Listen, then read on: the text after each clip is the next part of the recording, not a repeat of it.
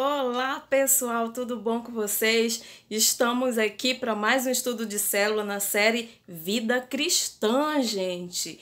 Como deve ser a vida cristã normal? Ou será que tem vida cristã normal? Mas a nossa vida cristã, ela tem que ser sobrenatural. Porque qual é a vontade de Deus? Todo mundo conhece a oração do Pai Nosso.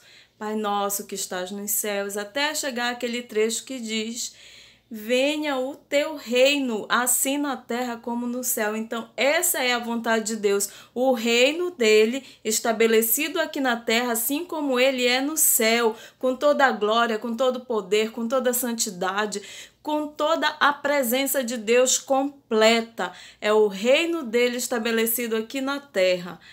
Nós somos pessoas que fomos chamadas por Deus e temos uma missão. O seu chamado e o meu chamado como crentes pode ser grande demais para atendermos ou entendermos, mas a missão ela é clara. É manifestar a realidade do céu aqui nessa terra. Então, tudo que acontece no céu, nós precisamos vivenciar aqui na terra.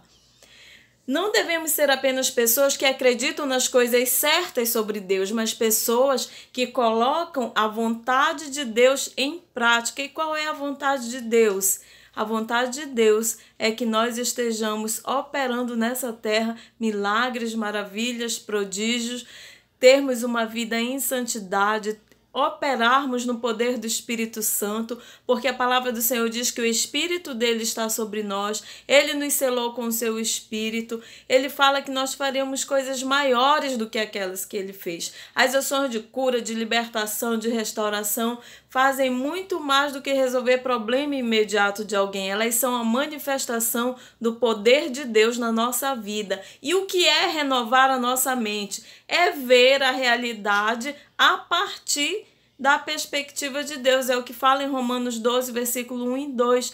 Fala para nós renovarmos a nossa mente, termos a nossa mente transformada pela palavra, porque tudo começa com a nossa forma de pensar. O que você pensa de você, o que você pensa do outro, o que você pensa da sociedade, o que você pensa da sua vida cristã. Tudo isso precisa ser renovado. Renovar não é só você ficar lendo, decorando versículo, é você passar a viver aquilo que você ouve, aquilo que você lê da palavra de Deus. Isso é renovar a sua mente, é você pautar a sua vida por essa nova constituição, porque as coisas velhas já passaram e tudo se fez novo. E a nossa mente é o principal lugar que precisa ser renovado, modificado, transformado pela palavra de Deus, porque nós temos uma colheita nos nossos pensamentos. Em Jeremias 6,19 fala exatamente sobre isso. Ouve tu, ó terra, eis que eu trarei o mal sobre este povo, o próprio fruto dos seus pensamentos, porque não estão atentos às minhas palavras, e quanto à minha lei rejeitaram-na. Então diz nessa palavra que existe um fruto dos nossos pensamentos. Se você pensa constantemente que é um fracassado, um derrotado, uma pessoa que não vai adiante, vai haver um fruto desse tipo de pensamento. Se você está o tempo todo pensando que está sofrendo perseguição, que A, B ou C vivem te perseguindo, você vai viver assim, porque assim como nós imaginamos na nossa alma, fala em Provérbios, assim nós somos, e nós precisamos ter esse entendimento. Muitas vezes a gente só pensa na colheita dos frutos, né, do que nós semeamos e plantamos, mas existe também uma colheita dos nossos pensamentos. Por isso que lá em Filipenses 4:8 Deus nos diz: pensar em tudo que é puro, agradável, de boa fama, onde há algum louvor, alguma virtude, nisso se ocupe o vosso pensamento. Então existe uma colheita do pensamento que nós precisamos vigiar, porque quanto mais nós pensamos naquela determinada área, tantas vezes quanto elas recorrem na nossa vida, são tipos de pensamento: eu não sou nada, eu não vou conseguir, eu não posso. São pensamentos que se tornam uma fortaleza, são fortalezas que você está pensando a respeito do outro, pode ser do seu marido, do seu filho, do seu irmão, quem quer que seja, do seu líder. Então são pensamentos que vão sendo estabelecidos e que você precisa quebrar pela palavra de Deus. Como? Você vai precisar reeducar a sua mente pensando coisas novas, pensando coisas boas, como diz lá em Filipenses 4:8, naquilo que é puro, agradável, de boa fama, onde há louvor, virtude. Que nisso é que deve se ocupar o nosso pensamento. A renovação da nossa mente, ela começa com o arrependimento. Nós precisamos cair em si como filho pródigo e chegar a uma conclusão. Eu preciso voltar, porque desse jeito que eu estou não vai dar em nada. Eu vou acabar tendo um final desastroso, um final infeliz, porque até aqui eu já estou sofrendo. Então, Senhor, eu me arrependo disso, eu me arrependo dessas atitudes, eu me arrependo dessa linguagem. Eu quero ser uma nova pessoa, eu quero mudar minha forma de pensar, eu quero a tua transformação, o teu poder na minha mente, para que eu possa mudar as outras coisas, porque tudo passa pelo que eu penso de mim mesmo, o que eu penso dos outros, o que eu penso de Deus, o que eu penso da vida, do mundo, porque arrepender significa voltar à perspectiva de Deus, é ter uma mente renovada, não é uma questão que tem a ver com alguém ir para o céu ou não, mas sim quanto do céu essa pessoa quer ter na sua vida agora. Venha o teu reino, se seja feita a tua vontade assim na terra como ela é no céu. Então arrepender é isso, é voltar para a perspectiva de Deus. E quanto mais você renovar a sua mente, é quanto mais você tem de Deus na sua vida. E se a sua mente não for renovada, seus pensamentos são impuros, a sua linguagem vai falar também impureza, porque a boca fala do que está cheio o coração, e por consequência você vai praticar. Então existe uma colheita gradativa. Primeiro você pensa, igual aquele filósofo diz, penso logo existo. Então, se você pensa muito em determinada coisa, por consequência você vai pautando a sua vida por aquela situação, por aquele pensamento, e de repente você está agindo baseado naquele tipo de pensamento. E nós precisamos renovar nossa mente pela palavra de Deus, vivendo, trazendo para nossa realidade a realidade celestial, sendo impregnados pela palavra de Deus, pautados, pontuados, vivendo de acordo com essa palavra. O primeiro passo que eu tenho que fazer para isso, qual é o primeiro passo? O primeiro passo é que a maioria dos cristãos se arrependeu o suficiente para ser perdoada, mas apenas isso. Só que não é o suficiente para ver o reino. Eu preciso dar passos a mais do que me arrepender. Eu preciso praticar aquilo que o meu novo rei está falando, aquilo que a constituição do reino, que é a palavra de Deus, a Bíblia diz. Então, esse tipo de cristão, eles percorrem até parte do caminho e param. E você sabia que encontrar Jesus foi apenas o primeiro passo da sua jornada cristã? Foi, mas há uma continuidade, há algo que você precisa ir além daquilo onde você já chegou.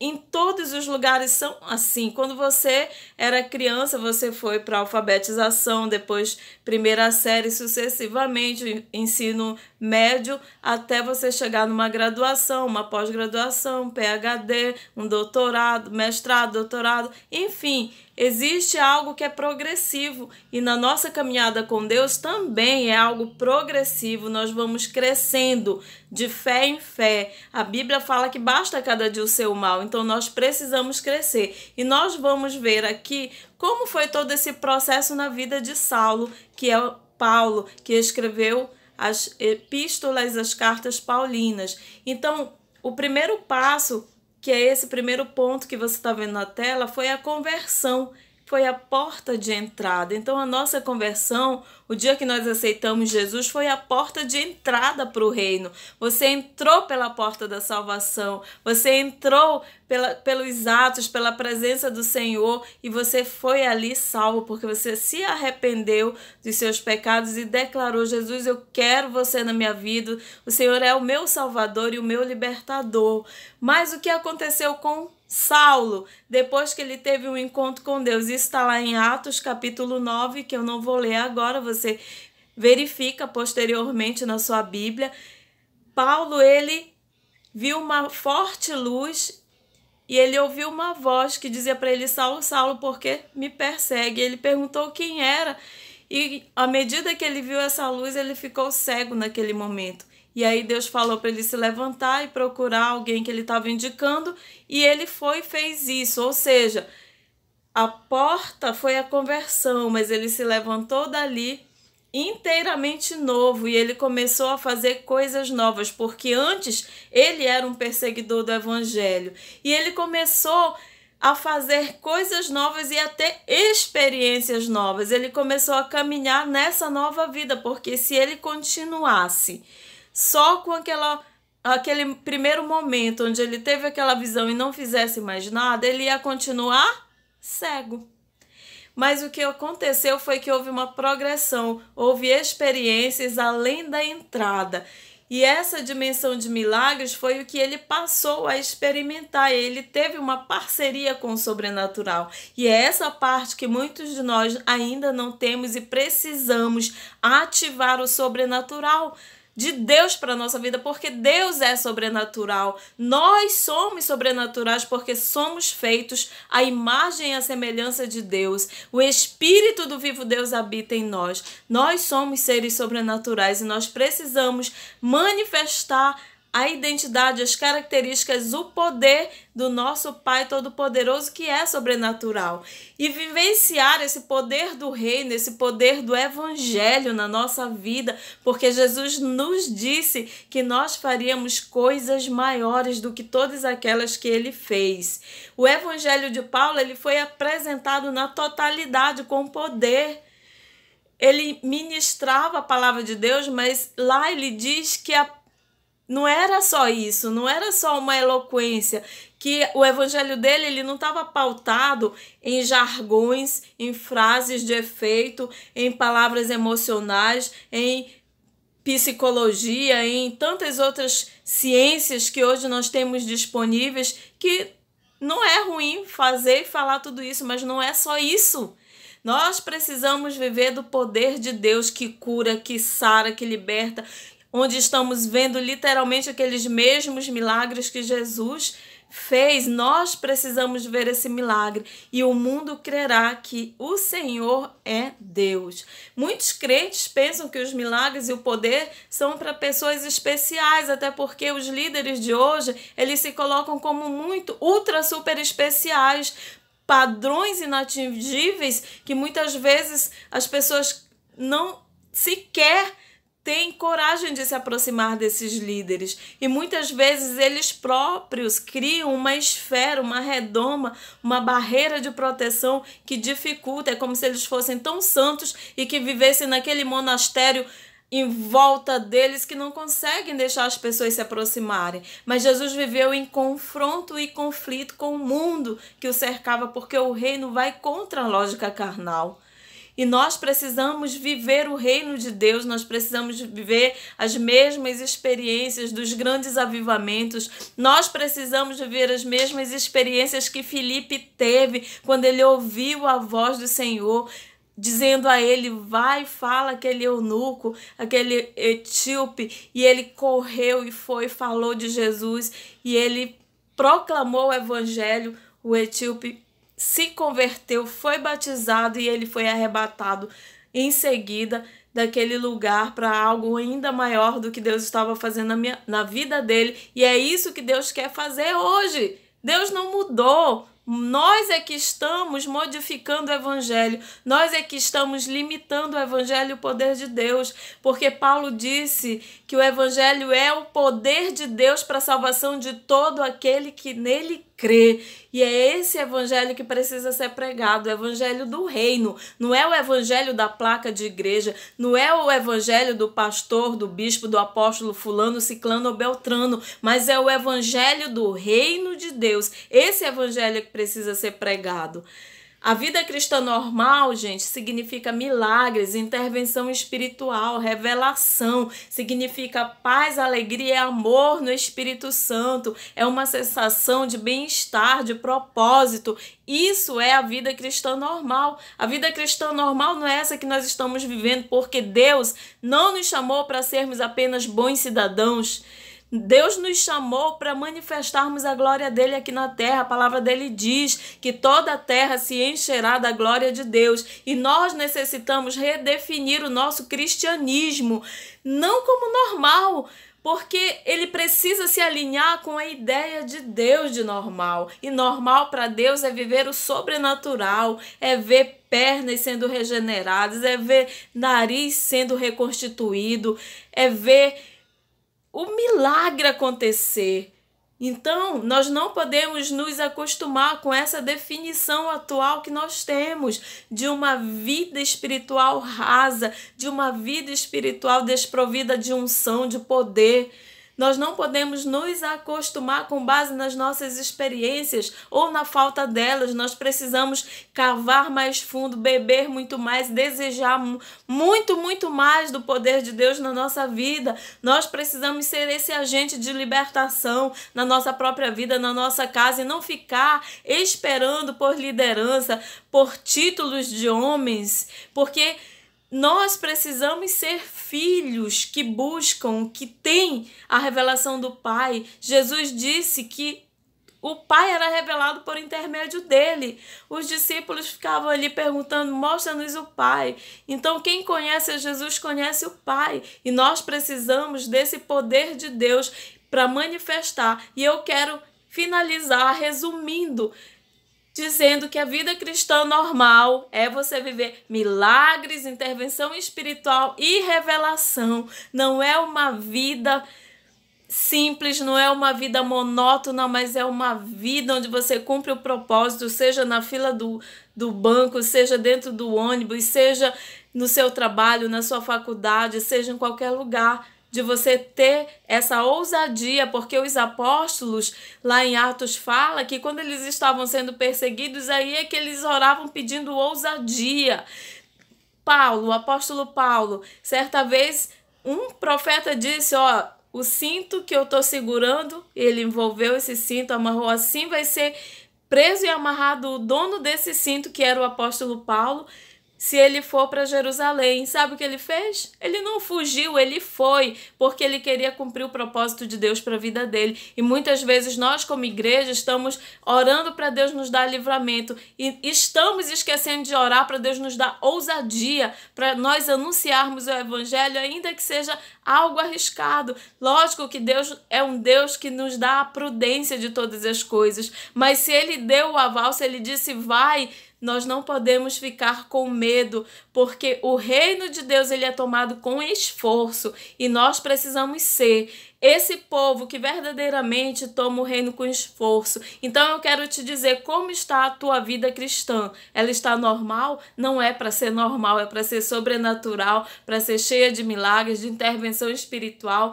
e de revelação, porque essa é a vontade de Deus, que o reino dele se manifeste aqui na terra como ele é no céu, cheio da glória, cheio da revelação, do poder, da unção e da graça do Senhor. Então, a partir de hoje, comece a buscar do Senhor essa vida plena. Busque a palavra de Deus, leia. Deus deu um conselho para Josué, que ele meditasse na palavra de dia e noite, não se desviasse nem para a direita e nem para a esquerda. Deus deu um outro conselho também para cada um de nós, lá no Salmo 1, para que a gente medite nessa palavra, para fazer prosperar o nosso caminho, para a gente não ficar se baseando pelo conselho de tolos, de ímpios, para ficar se assentando em qualquer roda por aí, em qualquer tipo de conversa por aí, mas de sermos nesses ambientes onde nós estamos sentando um referencial desse poder de Deus, dessa unção de Deus, de orarmos por alguém, sermos curados, de ter uma palavra de revelação a respeito de alguém, daquilo que a pessoa está passando, e chegar lá e entregar uma palavra de ânimo, de renovo para essa pessoa. Isso é uma vida cristã no sobrenatural, evidenciando os milagres, tendo uma intervenção espiritual em determinadas situações onde só Deus poderia derramar, porque milagre é a ação celestial de Deus na nossa realidade natural e nós precisamos viver isso. Esse celestial de Deus, esse poder celestial de Deus na nossa realidade natural.